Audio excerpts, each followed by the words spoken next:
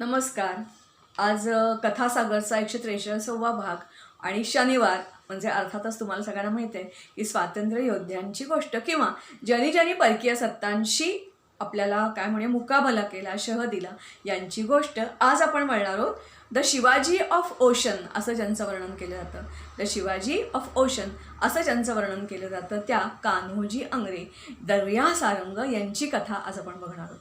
अर्थातच तुम्हाला सगळ्यांना माहिती आहे, गेले 2 भाग आपण बघितलेला आहे. ते म्हणजे जे कोणी युरोपियन आले किंवा त्याच्यापूर्वी जे अरब येत होते ते समुद्रमार्गे, ग्रीक येत होते ते समुद्रमार्गे येत होते. मात्र चौलांचं किंवा पूर्व किनाऱ्यावरचं जर आपण सोडलं तर आरमार असं भारताकडे नव्हतं.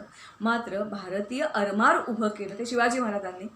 गेल्या वेळेला आपण बघितलं की त्यांनी तिथेच पोर्तुगीज आणि अरबांनाच अधिकारी म्हणून कसं नेमलं, आपल्या लोकांना तयार कसं केलं, युद्धनौका कशा बांधल्या, संभाजी महाराजांनी त्याच्यामध्ये भर घातली आणि शाहू महाराजांच्या काळामध्ये ते झेनिथला ज्याला पोचतं म्हणतात तसं हे आरमार पोचलं. ते होते दर्या सारंग कान्होजी आंग्रे. आज ते मरूनही अमर कसे आहेत, त्यांच्यानंतर काय झालं, भारतीय नौसेनेचा उगम कसा झाला आणि त्यांनी काय काय केलं ते थोडक्यात बघण्याचा आपण प्रयत्न करणार आहोत. हे जे कान्होजी आंग्रे होते त्यांनी त्यांच्या काळामध्ये दर्यासारंग झाल्यापासून ते मृत्यूपर्यंत समुद्रावर वेंगुर्ल्यापासून ते पार गोव्यापर्यंत दहशत कोणाची होती तर मराठ्यांची. त्यांनी पोर्तुगीज आणि ब्रिटिश दोघांनाही पळता भुई थोडी करून सोडलेली होती. ती कशी ते बघण्याचा आज आपण प्रयत्न करणार आहोत. आज त्यांच्या नावाने अनेक मेमोरियल्स उभी आहेत, त्याचाही उल्लेख आपण करणार आहोत.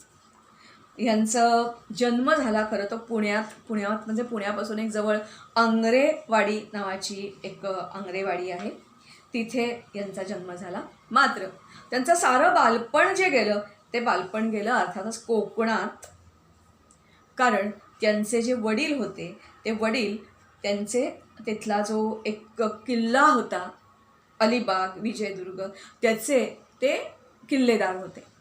साहजिकच यांचं सगळं बालपण त्या परिसरामध्ये गेलं. वडिलांच्या बरोबर लहानपणी शाळा अशी वेगळी नव्हतीच, कारण वडिलांच्या बरोबर समुद्रावर जाणं, काम करणं हेच त्यांचं काम होतं. त्यामुळे त्यांच्या आपण म्हणूया कसं अंगात ते भिजलेलं होतं. समुद्राची सेवा हा सगळा भाग, किल्लेदारी, त्यांना मुद्दामून काही शिकवावं कोणी लागत नव्हतं. आपोआप ते बघून शिकत होते.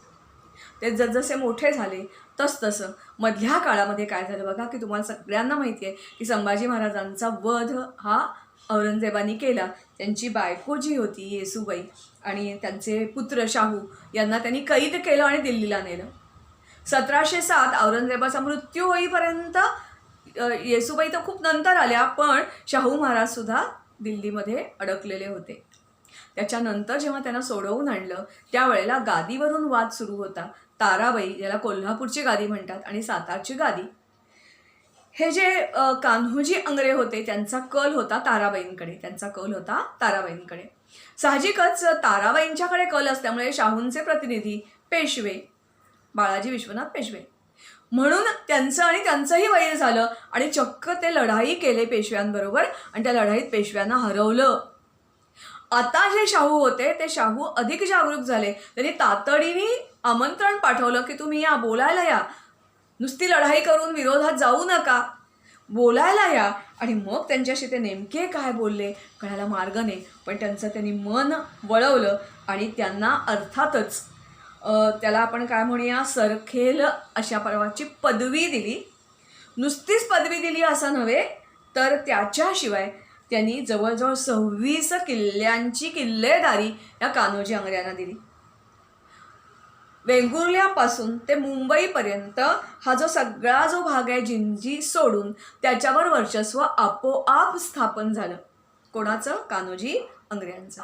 याच्याशिवाय त्यांना मुक्त मुभा दिली की तुम्हाला जसं हवं आहे, समुद्रावर आपल्याला वर्चस्व हवं. कारण युरोपियन जे आहेत, जे कोणी पोर्तुगीज असतील, इंग्रज असतील, किंवा त्याला सुरतेला ज्या काही अरबांच्या किंवा मुस्लिमांच्या काही वखारी किंवा व्यापार होता त्याच्यावर सुद्धा सगळ्यावर कंट्रोल कोणाचा होता आता? पोर्तुगीजांचा आणि ब्रिटिशांचा. त्यांनी नेमकं काय केलं होतं? सगळी मक्तेदारी आपल्या ताब्यामध्ये घेतली. कोणालाही जर समजा आपलाच सामान, भारताचाच माल तो बाहेर पाठवायचा आहे, बोटी आपल्या आहेत, माणसं आपली आहेत, तरी परवानगी घ्यावी लागायची पोर्तुगीज किंवा इंग्रजांची. याच्याशिवाय त्यांची टेहाळणी बोटी जिकडे तिकडे हिंडत असायच्या आणि जर एखादी बोट दिसली परवानगी विना त्यांचा छापा त्यांचा कागद असलेली की त्याला जप्त केला जायचा, माल त्यांना कैदेत टाकलं जायचं, ती बोटच्या बोट जप्त केली जायची, त्रस्त करून सोडलेलं होतं. याला जर पायबंद घालायचा असेल तर आपणही तेच केलं पाहिजे. हा मनोमम निर्धार दर्यासरंग झाल्याबरोबर कान्होजी आंग्रे यांनी केला. त्यांनी असंख्य त्यांची कामं, म्हणजे थोडकी काही कामं आज आपण बघणार आहोत, पण त्यांनी कशा प्रकारे अक्षरशः चळचळ कापायला लागले आणि त्यांनी पोर्तुगीज आणि इंग्रज दोघांच्यावर प्रचंड वचक बसवला, दरारा वाढवला. आणि मग पहिल्यांदा त्यांनी काय केलं असेल तर ह्याच्यापूर्वीच खरं तर त्यांनी एक सुरतेवरून निघणारं जे चीनकडे जाणारं जहाज होतं ना ब्रिटिशांचं, ते पकडलं होतं. तेव्हाच त्यांच्या नावाचा दरारा सुरू झालेलाच होता. पण आता त्यांनी पहिल्यांदा नेमकं काय केलं असेल तर आपला एक बेस बनवला. पहिला म्हणजे विजयदुर्ग हा बेस, विजयदुर्ग वडिलांची जी किल्लेदारी होती तो बेस बनवला. याच्याशिवाय त्यांनी अलिबागला एक बेस बसवला. आणि तुम्हाला आपण संभाजी महाराजांच्या वेळेला किंवा कदाचित भागात बघितलं असेल किंवा सिरियलमध्ये बघितले असेल, खंदेरी आणि उंदेरी नावाची 2 बेटं त्याच्यावर किल्ले बांधायला घेतलेले होते. मात्र ते ऑपरेटिव्ह नव्हते. त्यांनी ऑपरेटिव्ह नेव्हीचा, मराठा नेव्हीचा ऑपरेटिव्ह बेस म्हणून या खंदेरी आणि उंदेरी या दोन्ही किल्ल्यांची निवड केली. कुलाबा नावाचं जे बेट होतं त्या बेटावर फारशी वस्ती अशी नव्हती. किल्ला होता, ओसाड होतं, फारशी वस्ती नव्हती. त्याला वस्ती करून परत ऑपरेटिव्ह बेस करण्याचं काम कोणी केलं असेल तर या कान्होजी आंग्रे यांनीच केलं. त्याच्यानंतर मग ते तेवढ्यावर शांत बसले नाहीत तर 1924 चक्क त्यांनी एक नवा किल्लाच बांधला आणि त्या किल्ल्याचं नाव होतं पुरणगड. अजूनही तो किल्ला आहे, तुम्ही जाऊ शकता, बघू शकता. आणि ह्या किल्ल्यावर त्यांनी चक्क तोफा बसवल्या. किल्ल्यावर त्यांनी चक्क 7 तोफा बसवल्या. एवढंच नव्हे तर व्यापारी बंदर म्हणून ह्या पुरणगडचा वापर त्यांनी सुरू केला. कारण बाकीची जी बंदरं होती छोटी किंवा किल्ले होते त्याचा व्यापारी बंदर म्हणून उपयोग केला जात नव्हता, पण पुरणगडचा आता त्यांनी व्यापारी बंदर म्हणून वापर सुरू केला. एवढंच नव्हे तर त्यांनी आधुनिक तंत्रज्ञान शिकून घेण्यासाठी युरोपियन म्हणजेच खास करून डचांना कामाला नेमलं. कारण डच, पोर्तुगीज आणि ब्रिटिश हे यांची एकमेकात पण स्पर्धा होती ना. आणि या स्पर्धेला जर आपण पुरून उरायचं असेल तर आपला लढा द्यायचे पोर्तुगीजांच्या विरुद्ध आणि ब्रिटिशांच्या विरुद्ध. पण चक्क त्यांनी डचांनाच आपल्या नोकरीमध्ये ठेवलं आणि त्यांच्या मार्फत त्यांनी आधुनिकता देण्याचा प्रयत्न केला. अक्षरशः हजारो कोकणातले युवक यांच्या नौदलात सामील झाले. शेकडो बोटी बांधल्या गेल्या. त्या गस्ती बोटी पण होत्या आणि युद्ध बोटीसुद्धा होत्या. याच्यानंतर एकदा तर त्यांनी गंमतच केली, ती म्हणजे पोर्तुगीज आणि इंग्रज यांना ताब्यात ठेवण्यासाठी त्यांनी एकदा गव्हर्नर ऑफ मुंबई, ब्रिटिशांचा जो गव्हर्नर ऑफ मुंबई एकदा प्रवास करत होता, ही त्याला बातमी कळली. त्यावेळेला त्यांनी त्या गव्हर्नर आणि त्याची बायको पण बरोबर होती, त्या बोटीवरच त्यांनी हल्ला केला, ती बोट पकडली आणि अर्थातच या दोघांना त्यांनी काय म्हणूया ओलीस ठेवलं आणि मग त्यांच्या सुटकेसाठी खंडणी वसूल केली. कारवारची जी वखार होती ती कारवारची वखार त्याच्यावर पण त्यांनी रेड केली आणि त्याच्यानंतर मग जवळजवळ 30,000 त्या काळातले 30,000 रुपये दंड, एवढा दंड वसूल केला. त्याच्यानंतर आता बाळाजी विश्वनाथ पेशवे, पहिल्यांदा त्यांची लढाई झाली कारण ते ताराबाई यांच्या बाजूचे होते, ताराबाईंच्या बाजूने लढत होते. पण आता मात्र त्यांनी बाळाजी विश्वनाथ पेशवे यांचीही मदत मागितली आणि मग त्यांनी आणखीन आपला जो वचक आहे तो पक्का करण्याला सुरुवात केली.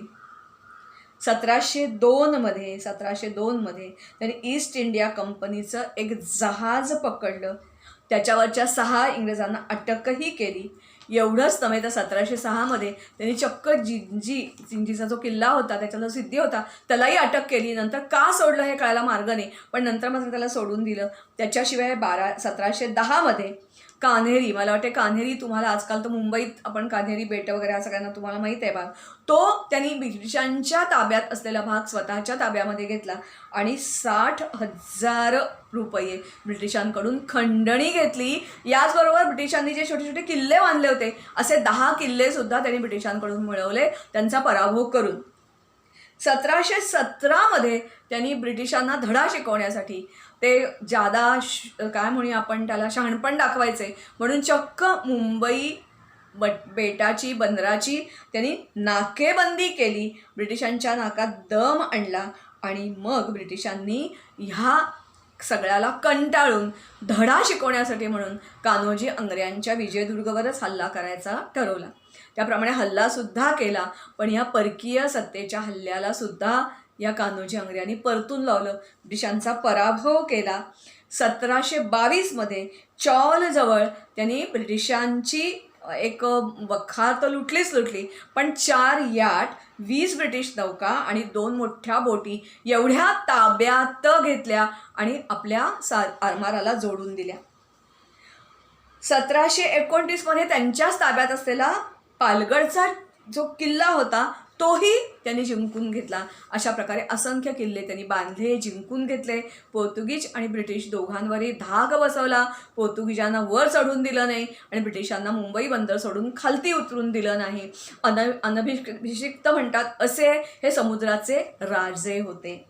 मात्र त्यांची मृत्यू झाला 4/7/1729 आणि मग मात्र त्यांची त्यांना 4 बायका, काही औरस मुलं, अनौरस मुलं यांच्यामध्ये परस्परांच्या तंटे सुरू झाले. एवढंच नव्हे तर बरेच वेळेला होतं तेच झालं की श्रीमंत बापाची मुलं त्यांना किंमत नसते आणि मग ते भांडणं उकरून काढतात, प्रचंड उर्मट होते. त्यांनी जी काही सातारची गादी किंवा पेशवे यांच्याबरोबरही पंगा घ्यायला सुरुवात केली. आपणच जणू काही राजे आहोत असं वागायला सुरुवात केली आणि त्यांचा बंदोबस्त करण्यासाठी मग परत एकदा ब्रिटिश आणि पेशवे हे दोघं एकत्र आले आणि त्यांनी ह्या आंग्र्यांची सत्ता संपुष्टात आली. त्यांची सगळी जी जहाजं होती, सगळे सैनिक जे होते ते सगळे सैनिक आणि सगळी जहाजं ही मराठ्यांच्या ताब्यामध्ये आली, पण आंग्रे यांची जी सत्ता होती ती संपुष्टात आली. असं जरी झालं तरीसुद्धा आपण काय म्हणूया की ह्याच्यातून काय घडलं नेमकं ते बघूया. की असं जरी झालं, ते गेले, त्यांची सत्ता नाहीशी झाली, तरी आजही ते जिवंत आहेत. अलिबागला एक कान्होजी आंग्रे नावाची एक बँक आहे. याच्याशिवाय कान्होजी आंग्र्यांचं म्युझियम आहे, त्यांचा पुतळा लावलेला आहे. आपल्या इथे जे कुलाबा आहे तिथे कान्होजी आंग्रे नावाचं एक त्यांचं INS कान्होजी आंग्रे पण आहे. एक ज्याला काय म्हणूया व्यापारी जी काही बोट असते तीही एक आहे. भारतीय नौदलाने त्याचा सन्मान करण्यासाठी कान्होजी आंग्रे INS कान्होजी आंग्रे हेही बांधलेलं होतं.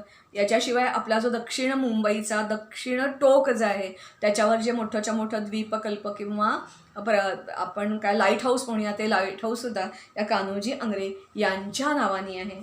राष्ट्रीय केमिकल आणि फर्टिलायझर कंपनी जी आहे त्यांची एक मोठीच्या मोठी वसाहत आहे त्यांच्या नोकरदारांसाठी बांधलेली, त्याला पण त्यांनी नाव दिलं आहे कान्होजी आंग्रे यांचंच नाव दिलेलं आहे.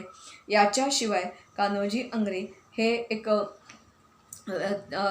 इंडियन नेव्हल कमांडचं वेस्टर्न हेडक्वार्टर जे आहे ते ह्या कान्होजी आंग्रे या बेटावर त्यांनी जी काही एक त्यांचं ऑफिस आहे तेच आहे असं मानलं जातं. आणि याच्याशिवाय आणखीन एक जो परिणाम झाला तो म्हणजे ब्रिटिशांना आता असं कळलं की नुसता व्यापारी बोटी बांधून उपयोगी नाही, तर लष्कर आपल्याला उभारायला पाहिजे. आणि मग भारतीय आरमार तर होतंच होतं, पण ब्रिटिशांनी आता आरमाराच्या बरोबर नौदलसुद्धा उभारलं, नौदलही उभारलं. आणि हे जे काही नौदल उभारलं त्याचंच मग नंतर ब्रिटिशांनी आरमार उभारलं, त्याचंच नंतर मग भारतीय नौसेना जी आहे हे रूप आहे. जेव्हा ब्रिटिश सोडून गेले तेव्हा हे जे जसं बाकीची सेना भारतामध्ये आली तसं हे नौदल पण भारतामध्ये आलं आणि आत्ताची भारतीय सेना जी आहे नौसेना ही त्यावेळेला स्थापन झालेल्या ब्रिटिशांच्या सेनेची सुधारित आवृत्ती आहे असं आपल्याला म्हणावं लागेल. थोडक्यात असे हे समुद्रावर वर्चस्व गाजवणारे कान्होजी आंग्रे, पोर्तुगीजांचा प्रवास गोव्यावरून त्यांनी जो रोखला त्याच्यामध्ये प्रमुख भूमिका असणारे असे हे कान्होजी आंग्रे. कान्होजी आंग्रे यांनी जसं समुद्रावर त्यांना शरण आणलं तसं त्यांचे अनेक किल्ले जे होते त्याला आपण म्हणूया शेवटचा आपण म्हणतो ना ठोसा तो लगावला चिमाजी अप्पांनी. चिमाजी अप्पा आणि बाजीरावनी थोडा, पण चिमाजी अप्पांची प्रमुख भूमिका होती. मला वाटते शाळेमध्ये गेलेला भाग आहे हा, वसईचा किल्ला जिंकून घेतला. पण वसईचा किल्ला जिंकून घेतला एका ओळीत हे होणार नाही आहे, त्याच्याशिवाय असंख्य किल्ले त्यांनी घेतले, असंख्य मराठी मावळे कामी आलेले आहेत, कितीतरी वेळा आपल्याला हार पत्करावा लागलेली आहे, अतिशय टफ फाईट दिलेली होती. आणि तिथल्या घंटा त्यांनी काय केलं हा सगळा भाग आपण पुढच्या भागात बघूया. आज आपण थांबूया कथासागरचा, अर्थातच मी तुम्हाला म्हटलं तसं 143वा भाग Darya Sarang the ocean of Shivaji Kanhoji Angre यांच्यावर आपण आज बघितलं, बोललो. तुम्ही जास्ती माहिती जरूर वाचा. त्यांच्यावर पुस्तकं उपलब्ध आहेत. म्युझियमला भेट द्या आणि आणखीन जाणून घ्यायचा प्रयत्न करा. नमस्कार.